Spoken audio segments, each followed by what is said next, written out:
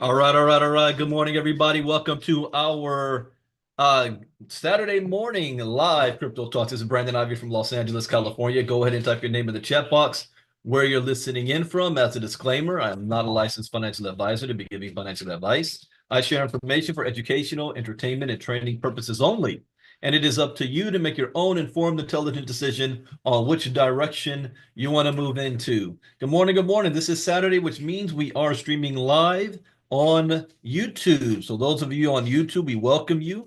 I am the founder and CEO of ILCA, and we are almost a month away from being 3 years old. We got started January of 2022, and we are still running here. And I know we just had a record last week of Bitcoin reaching its biggest, highest price ever. And my phone has been blowing up from people asking what I thought about it and how I feel about it. And I was like, I just sip. It's another day because I've been saying this for 8 years. So it was no surprise to me. I predicted it and when it was going to happen. So it's just day as usual. Everybody else is excited about it. And of course, it's a breaking milestone, and there's going to be many, many more. But what we do is make sure that we're prepared regardless of what the market is doing in the price, because it's going to come right back down. On the next correction, it's got to correct at least 40% or so. So if you felt that you've missed out, you haven't missed out. If you felt that you're getting in too late, it is not too late. This is still the early days. Now, I will say we are public. I share some things with our inner circle privately. And so I won't do that until on Monday, my next predictions. But it's important to know that you are not too late. In fact, this is actually the beginning of the next crypto revolution, a renaissance, if you will, of popularity and acceptance. And it's that last part that's important, the acceptance piece. Because for the last 15 years, it has not been accepted widely by the powers that be. But it is going to be starting to be accepted now. And so if you say, well, shouldn't I have got in 8 years ago? And not necessarily so. Now is probably the best time to get involved, the most amount of opportunities with the most friendliest type of regulations in place also that we didn't have before. But if you are going to get started, I always got to fall back on education. Education is key. Education is everything. So before we get started, I see Mr. Albert and Demetrius, Don, Dorothy Mays twice, and Jacqueline, Kenny Taylor, Leonard Long, Nathan and Nicholas, and Wild Bill. Good morning, good morning, good morning, and all of you guys on YouTube. I am doing a Move Quest presentation at the top of the hour, so I have to keep this short this morning. Today also represents my wife's birthday, so I give a shout out and happy birthday to my wife. She's finally back home now. All right, let's portion the screen here. Here we go. All right, let's see what's going on in the crypto world. Chat box here that I can see you. Let's see, what do we have happen? Let me refresh. Okay, the crypto market cap is at 3.85 trillion, slightly down 0.5% over the last 24 hours. Bitcoin dominance is falling. It was at 52% last time I looked. It's 51.2%. Ethereum is at 12.5. Bitcoin is sitting at 99,781, still in the green across the board. And this is Saturday, so I got to look at week to week. So Ethereum is up 9.2. Ethereum has crossed $4,000. Ripple is up 37%, $2.54. It just couldn't cross $3 range. We'll see when that happens. Solana BNB is at up 14.7%, Doge 8.3, Cardano 13%, Lido 9.5, Tron is up 57% on the week. Avalanche 15. Shiba Inu 19. Let me say this for the MoveQuest community because I've been watching Discord and everything, and I keep seeing people asking the same question that Avalanche is going up. How is that going to impact MoveQuest? I'm like, really? It doesn't impact MoveQuest. It's just the value of the AVAX token. $50 is still $50. It's just how much of AVAX is $50 worth. So again, lack of education. Thank you, Miss Davis. See, Toncoin is up 2.7, Shiba Inu is up 19, Polkadot is up 22%, Chainlink is up 34%, Stellar's down 3.9, Hedera HBAR is up 102.5%. Wow, on the week. So far, just on the Greek, this is all red except for Stellar. Let's see the best performers in the past week. HBAR, Jasmy Coin, Hyperliquid, Hype. Didn't we have this one down on the watch list? And we did. On December 2nd, I put it down. It was $7.75. And what is the price now? $14.41. Why does it pay to be in the inner circle? Right there. So you would have doubled your money if you moved on this when I talked about it. BitGet token, IOTA's at 73%, Quant, Kaya, Tron. The other one though, Kaya. Kaya I put on the watch list at 36 cents on December 2nd, and now it's 32 cents. So this one has dropped, but it is up 63% on the week. That's interesting. So the second probably would have been up here. So it's a good time to, I forgot it was down here. Okay. So the winner though was Hype that we were watching. Didix, Gala, Uniswap, Aave, Ripple, Ethena. All right, this is a pretty strong week in the crypto space. Who had a bad week? Stellar's down 3.9. Stellar's the only one, but it did bounce 6.4% in the last 24 hours. So Stellar in all the crypto space in the top 100 is the only loser in the past week. What is MQT doing? MQT is sitting at $13.13, which I don't think you guys understand how actually strong that is. Still from launching at $1, still sitting at $13 in December with a $1.6 million liquidity. Again, I don't think you understand how strong that is. I got to pick on the WIN token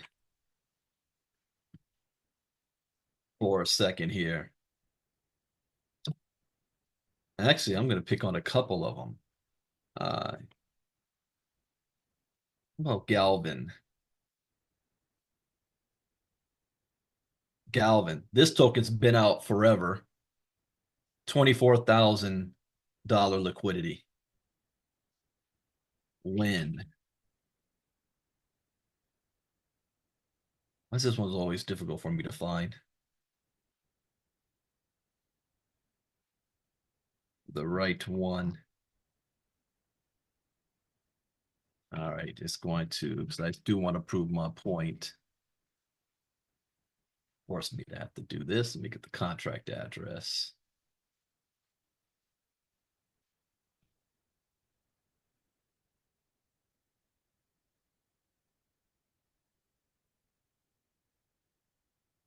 So, X tools.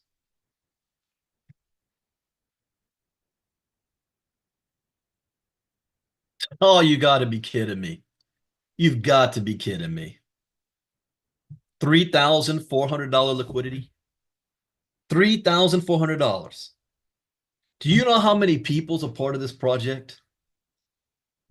Thousands. Thousands of people. And my biggest problem, and I am not ashamed to say, hey, I'm public. I am invested in the Connect project. I have 20 nodes. But the fact you've got billionaires and everybody on that project, the only way you can make money is by recruiting, that's not a good long-term business plan. And your token only has $3,000 liquidity.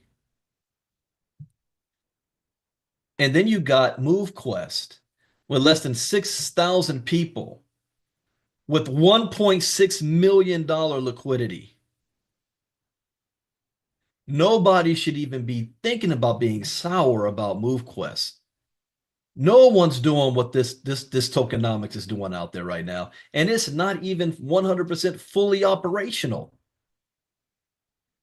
The MoveQuest community though got spoiled because the token went from $1 to 125 in a very short period of time. Same thing happened with Bitcoin. The early community of Bitcoin. Let me see if this chart will go back that far. I don't think it will. Okay, right here. Let's zoom in. All right, I hope you saw what I just did. Let me refresh this. Let me go back. I want you to look at the entire, this is the entire Bitcoin chart since 2013. Okay, it's not even all of it. So this is where we are right now. The previous high from that was here. And then from there was here, 66,000. And then 60, 59, 60,000. But the major jump was here. But there was one. This is where most people, modern day crypto people, understand. It was December 17, 2017. Bitcoin reaches $20,000 a coin. But there was another. Now, you see that jump? Do you see this little bump right there? It's barely registered on the map. But watch what happens when I do this. So let's go back to March 27, 2014. You don't know about any of this ahead, what the future is going to be. This is all you know. Boom. That's what the Bitcoin chart looked like. Okay. You see this? $100, $100, $100, less than $100. July 20th, 2013, $89 Bitcoin. And then all of a sudden, it popped to over $1,000, $1,100 on November 29th. This was unheard of at the time. People freaked out. Said Bitcoin is more than $1,000 coin. Worldwide news. And then you know what happened? Right after that, it came right back down. And it came down here. And it came down into the $400, $500 range for 3 years. Look at this, $200 all the way 2015, 2016, 2017. It finally cracks $1,000 again. So February 9th, 2017, all the way from December of 2018, 2013. 4 years. And during this period, the media, the news, oh, Bitcoin is this hype. It's hype. Yeah, it went to $1,100 and then it crashed. It's going to go to zero. And then this happens. So when you look at MoveQuest, don't think about where it is right now. You want to think about where is this going to be a year from now, 2 years from now? I gave you guys in the inner circle a strategy, especially on long-term strategy. There's a couple of things you should do. And if you guys don't remember that, on Monday in the inner circle, ask me the question, Brandon, what is the long-term strategy when it comes to MQT for your tokens and whatnot? I have a strategy for that. So you can have a short term and a long term. How to make money today and how to make even more money tomorrow. All right. Some of the news. Ethereum. Ethereum impulse breakout will lead to $15,000 Ethereum price in 2025. 15,000? I don't know. 10,000? Yeah. I'd be surprised if it hits 15,000. But that's just a little more than three times where we're at right now. It's at 4,000 right now. So it would have to 4,000 and then 8,000 and then 12,000. Could it 3x itself? How high would Bitcoin go? Let me read this. Let's see what he says. Finally took out the $4,000 resistance level. That's true. Ethereum's native token has maintained a slow and steady rise over the past 3 weeks, rising 28%, despite a flash spike down to 3,600. It has sprung back up and now is over $4,000. Its yearly high value remains at 4,098, and the trend continues to form a higher high and higher low trend in the 4-hour chart. The RSI also looks healthy, where the indicator is currently below the overbought region. Well, this is showing that it's above. Oh, that's May 2025. Where are we at right now? 2024. Right here. Okay. Yeah. Right here. So he's saying it can go up to here, then down. Ethereum likely to repeat this impulsive breakout it did after between 2016 and 17 to shoot to new all-time highs. Price target 15,000 by May 2025. You might want to write that one down. I don't want to even hear about freaking Nugent. Write that one down, that date.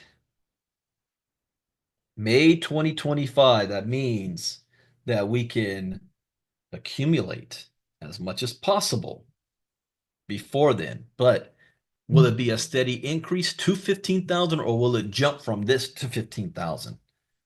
A $16,000 Ethereum will take the altcoin's total market cap above $1 trillion for the very first time in history. However, the analyst noted that Ether must close its weekly candle with 3,800 as support, increasing the probability of Ethereum retesting its all-time high at 4,800. Similarly, Honey, an independent crypto trader, indicated that Ether's golden cross on the one-day chart is breaking out, according to previous bull markets. The trader said that Ethereum is at the beginning stages of a gigapump that will take the altcoin to new all-time highs. I do agree with that. I just don't think it will hit 15,000 that soon. After being overshadowed by spot Bitcoin ETFs, spot Ethereum ETFs are beginning to gain institutions' interest toward the end of the year. Now, okay, now that could make it happen. I didn't account for that. Just like Bitcoin, Ethereum also has its ETFs. That could make it happen. All right. Former Federal Reserve President. Okay, so now let's look at who we're dealing with. The Federal Reserve. They have their own agenda. So he says, nothing good comes from making Bitcoin a reserve currency. You want to know why? Why would he say that?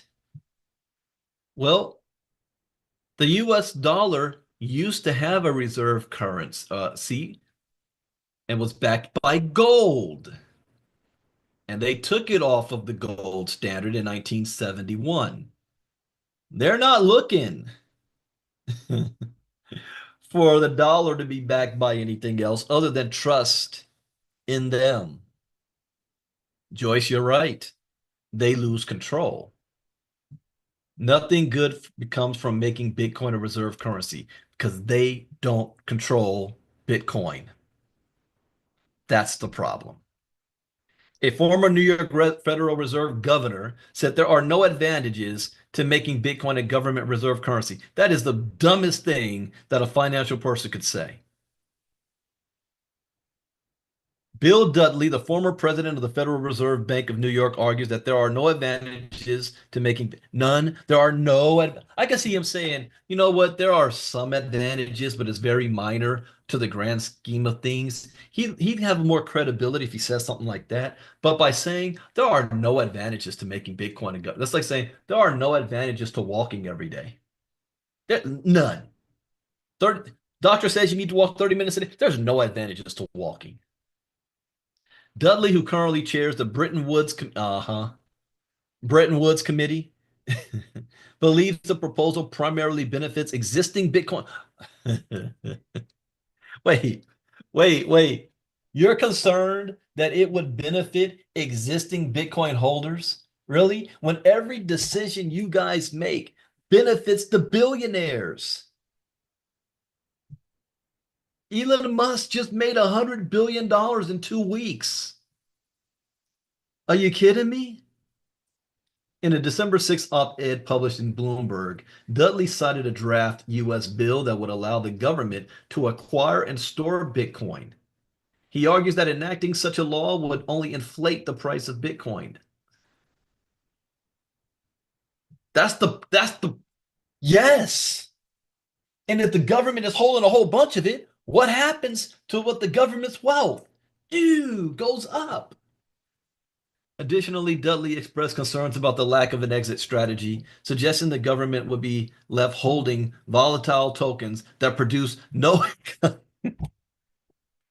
He's saying this with a straight face. This is the best performing asset in the past 15 years. It has gone up by millions of a percentage. What do you mean produce no income?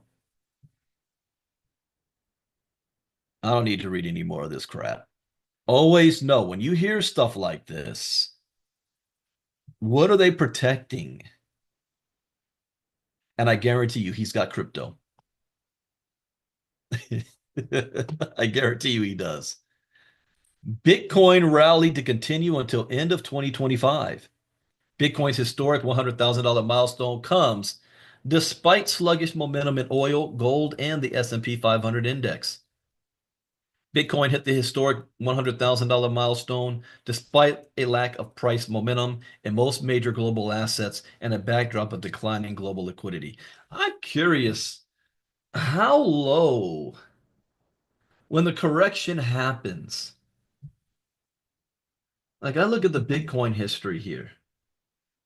When this $1,000 hit, the correction had dropped all the way down to the $200 range.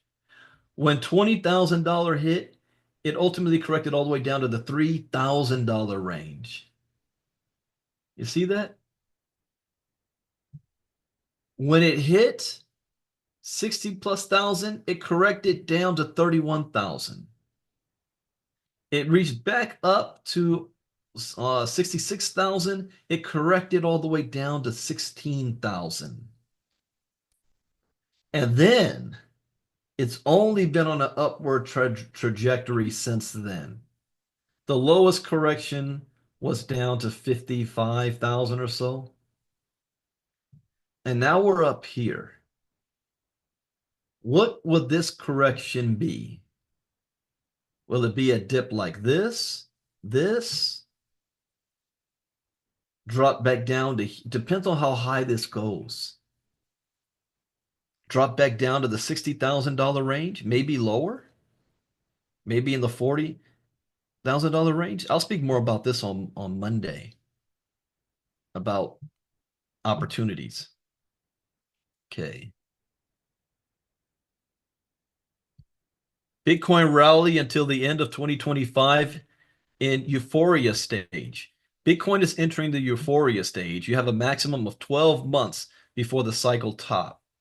And then we're going to have 2 to 3 years of a correction. Bitcoin has hit new all-time highs in the face of a deteriorating liquidity backdrop. If conditions worsen, the rally, while euphoric, can only last for a limited time. That is true. If conditions ease from here, then a pullback is warranted. But then off we go again.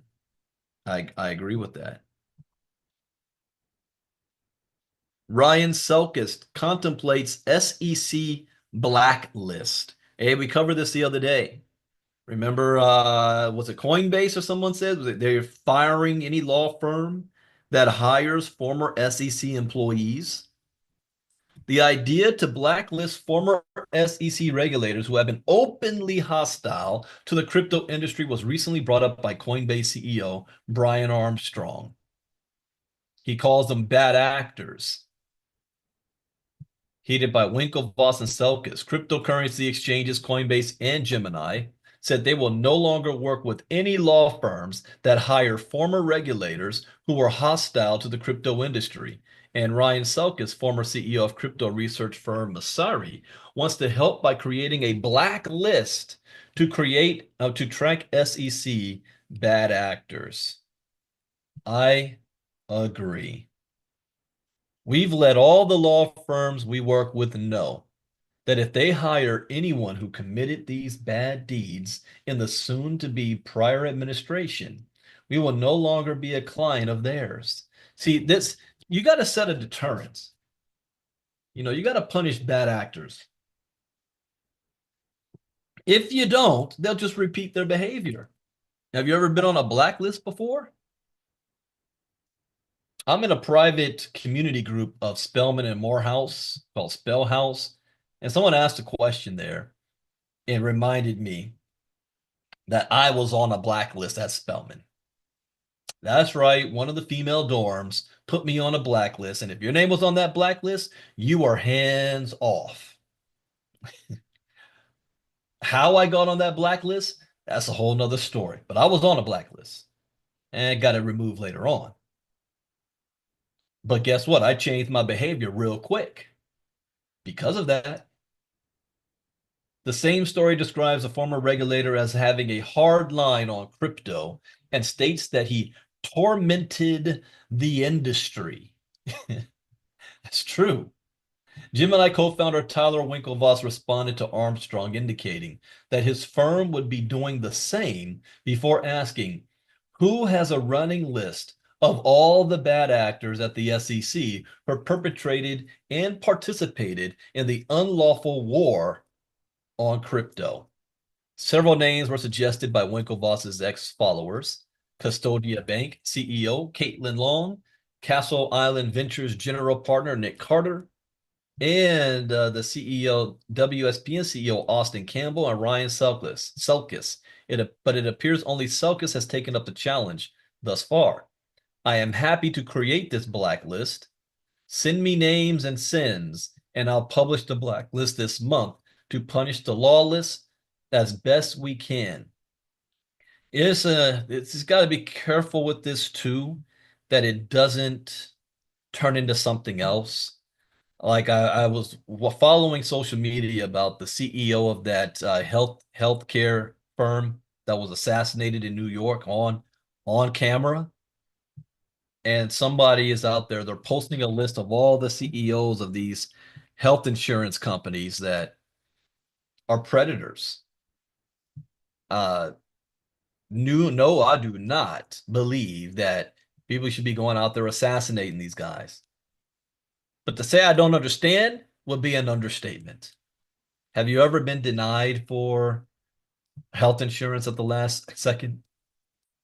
My wife and I experienced this year when she had her surgery, where everything was already approved and taken care of. And after she comes back from Philly the first time from her grandfather's funeral and brought to go on surgery, the day before, understand this, you got to go through a whole prep to get up to that point. The day before the surgery, insurance company is saying that, yeah, you don't actually qualify. What? What? I had to pay out of pocket. Oh, it got corrected, but not in 24 hours.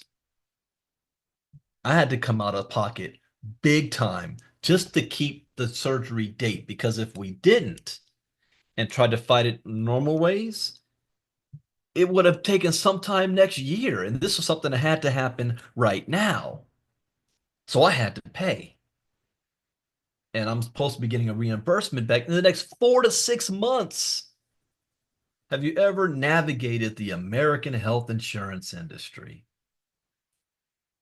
and seeing stories of people dying because they're not getting the coverage that the insurance was supposed to give them, that they've been paying for? So to say I don't understand is an understatement, or I do understand. But do I condone? No. But it showed how much money these CEOs are making. The guy who was assassinated was on the low end and he was making 10.5 million a year, and he was bragging about every year he buys like a new boat, turns the old one in. He was on the low end, $10.5 million. And they were denying coverage or what do they call that? It's not pre-existing condition. It's like, for example, that same guy's company, a kid was supposed to, after he had surgery, they would not cover him staying in the hospital immediately. He had to go home and then he got sick and died. Anyways, they're creating a blacklist on that. And I'm curious to see how RFK Jr. decides to try to tackle this if he is confirmed in his new position and role. All right. Trump's new crypto czar called OpenAI a piranha for profit company. David Sachs' professed views on OpenAI's business restructuring seemingly align with Elon Musk's. United States President-elect Donald Trump's presumptive White House AI and crypto czar David Sachs has strong views on OpenAI's pivot to for-profit and deep ties to Elon Musk. Trump announced the appointment of Sachs, a former tech executive and member of the so-called PayPal Mafia, whose members include dozens of tech luminaries such as Musk, YouTube co-founder Stephen Chin, and investment mogul Peter Thiel, on his Truth Social account. The news prompted generally positive responses from the crypto community, as Sachs is reported to be a staunch Solana supporter and multi-coin investor. Sachs' influence is also likely to spur a modicum of positivity from the AI community. He's spoken at great length about the perceived dangers of government overreach when it comes to AI technologies, saying on several occasions that he believes in open source AI solutions and a hands-off approach that allows the industry to self-regulate. However, there may be one person in the burgeoning U.S. AI industry with good reason to be concerned over Sachs' presumptive appointment, and that's OpenAI co-founder and CEO Sam Altman. So if Sam Altman is concerned about him, I'm for him. Sam Altman and all of them's behind also, or the figurehead for WorldCoin. Yeah, crack down on them. In an October episode of the All In podcast featuring guest Mark Cuban, one of the few areas in which the two found common ground was in their negative view of OpenAI's business restructuring. I agree with that. They're pivoting to for-profit. See, the problem with just a for-profit on the AI is you're not caring about anything other than how much money can we make. Not whether or not should we actually be doing this. Should we have the regulations in place? Maybe we need to slow down a bit. But there is no slowing down now. The genie's out of the bottle, and if OpenAI doesn't do it, the Chinese will, or somebody else will. So it's already out. To me, that's just wrong. It catches up to you when people F over investors. It always comes back. Karma is a bitch in business too. That is true also. Musk replied to Altman's post with an emoji indicating he was laughing so hard that he was crying. So Sam Altman's fighting with Elon Musk.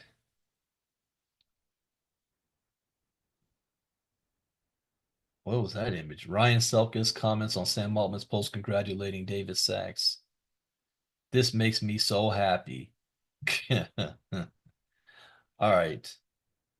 FDIC asked banks to pause crypto activities. Why am I not surprised?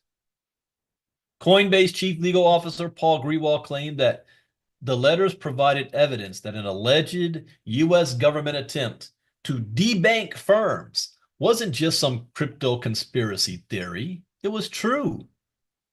Court documents filed in a Freedom of Information Act lawsuit against the United States Federal Deposit Insurance Corporation showed the U.S. regulatory body asked certain financial institutions to pause crypto banking activities. This is why some of you might have found you were able to buy crypto before, and then all of a sudden you're going through third parties and your debit card doesn't work anymore trying to buy crypto. You ever wonder why? In the December 6th filing in the U.S. District of Columbia, the court released pause letters sent by the FDIC officials to the board of directors for different U.S. banks, whose names were redacted. According to the letters sent in 2022, the FDIC requested the institutions pause all crypto asset-related activity in response to the uncertain regulations around digital assets. The FDIC will notify all FDIC-supervised banks at a later date when a determination has been made on the supervisory expectations for engaging in a crypto asset-related activity, including the need for any regulatory filings, said some of the letters.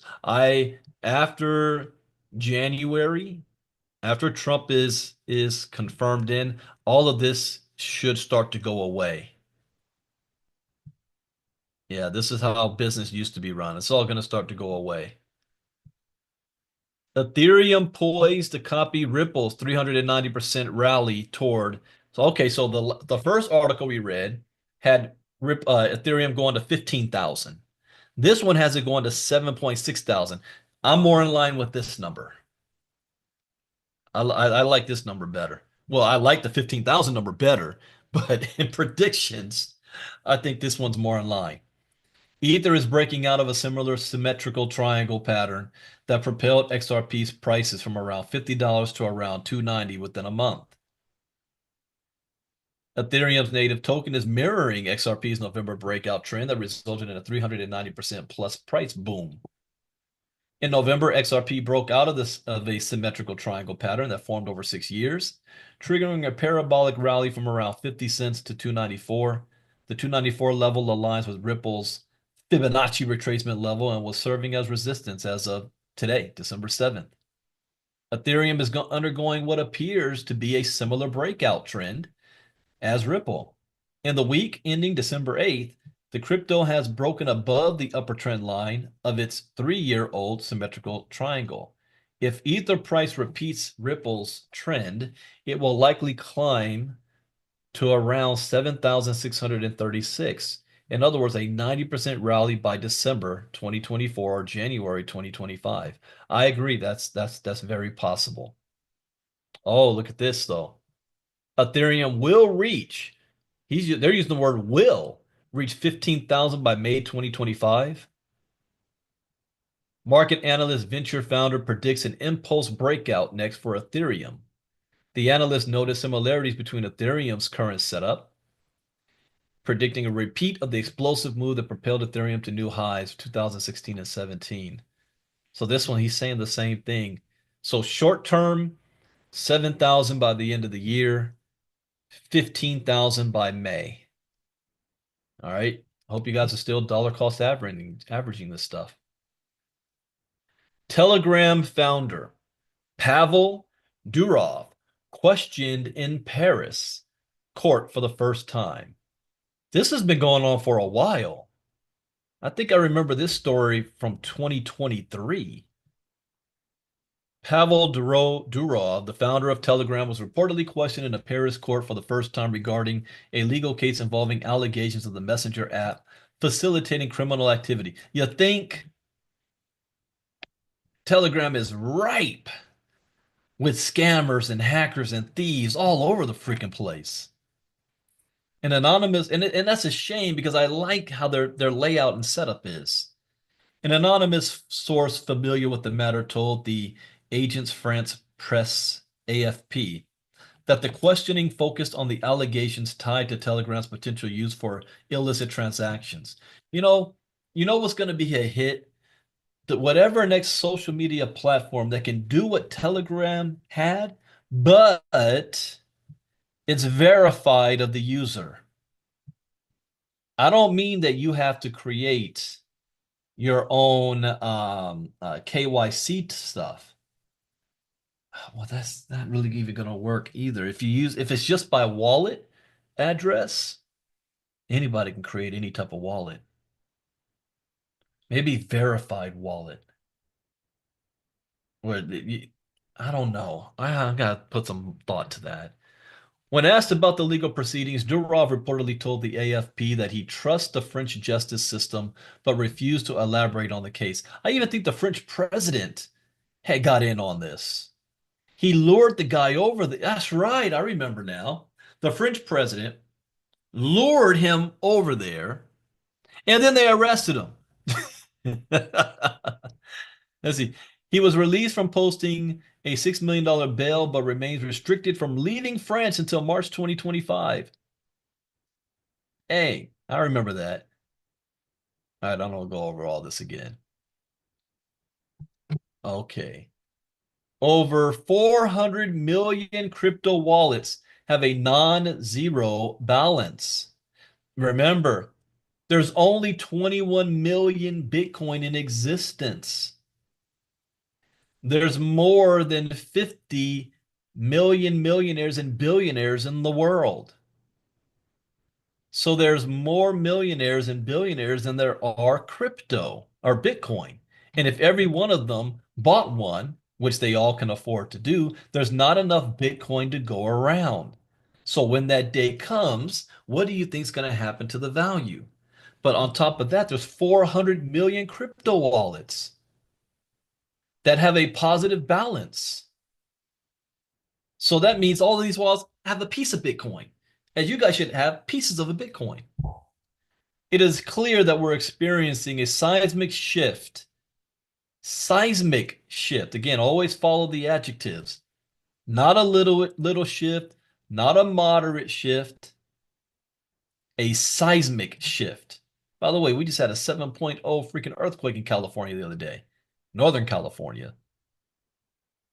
Researchers for the on-chain analysis firm also said the increased adoption during this market cycle was characterized by a convergence of the digital economy and traditional financial institutions entering the space.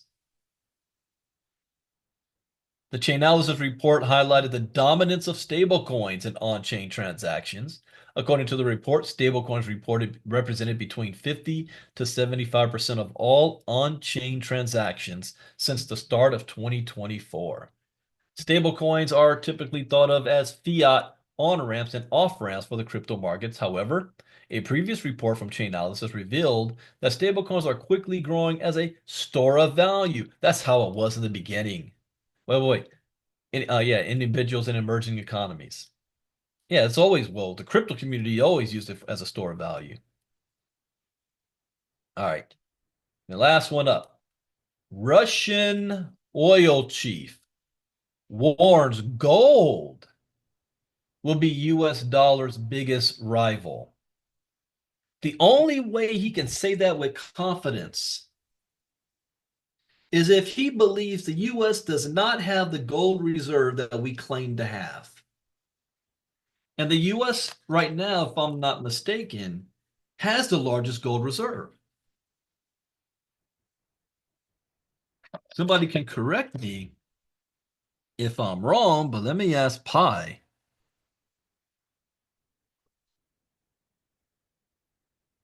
Hey, Pi, which country has the largest gold reserve in the world?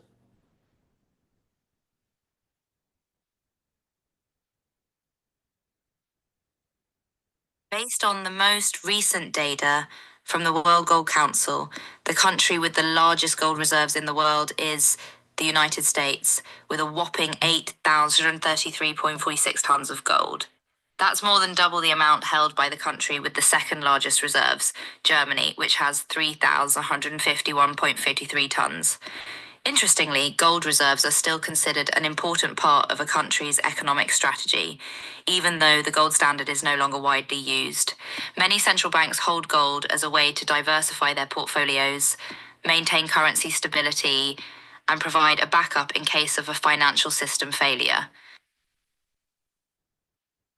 All right. United States. And then a distant number two is Germany. So how can that be a rival to the US dollar? What is he really saying here? Igor Sechin, CEO of Rosneft, Russia's largest state-owned oil company, highlighted the growing potential of gold as a rival to the US dollar in international trade during the Varna Eurasian Economic Forum. Addressing global economic shifts, Sechin emphasized that restrictions on dollar-based transactions are driving the adoption of national currency. Okay, yeah, that's national currencies. What are you talking about gold here? Using the dollar as an instrument of sanctions is a big mistake. Really, we've been using that since 1947 or 52. It's not a huge mistake. You're acting like it's brand new. Gold will be the dollar's main competitor, which mankind has been using for thousands of years for settlements. No, it's not. He argued that gold's historic role in global commerce could make it a key challenger to the dollar's dominance. That's not going to happen. There will be a challenger. It won't be gold, though. It will be the who's the best position to do it is BRICS, creating their own digital token that the entire BRICS nations agree to use to do commerce instead of the petrodollar or the United States dollar. It's not gold. Now I say that's just my opinion. Just my opinion. I might be wrong. He accused the U.S. of exacerbating international conflicts in the Middle East, Ukraine, Latin America, and Asia Pacific regions to gain economic advantages. By unleashing various conflicts, the U.S. is trying to create special conditions for its economy at the expense of other market participants. As global trade evolves, Sechin believes the move away from the dollar will gain momentum, with gold likely to play a pivotal role in shaping future financial systems.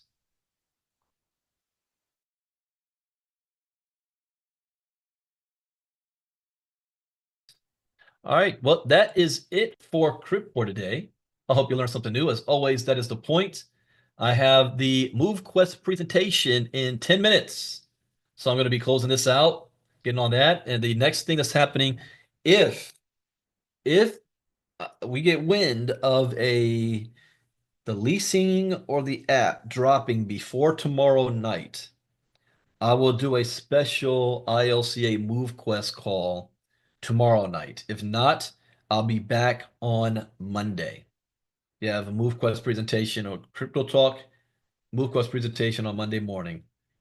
So I'll be back on Monday, and we regular week begins. So with that, thank you guys for being here. We invite you guys on YouTube and publicly to join our inner circle, ilcacryptonews.com, ilcacryptonews.com. It pays to be in the inner circle. I'll see you guys on the MoveQuest presentation in 5 minutes. Take care. Bye-bye.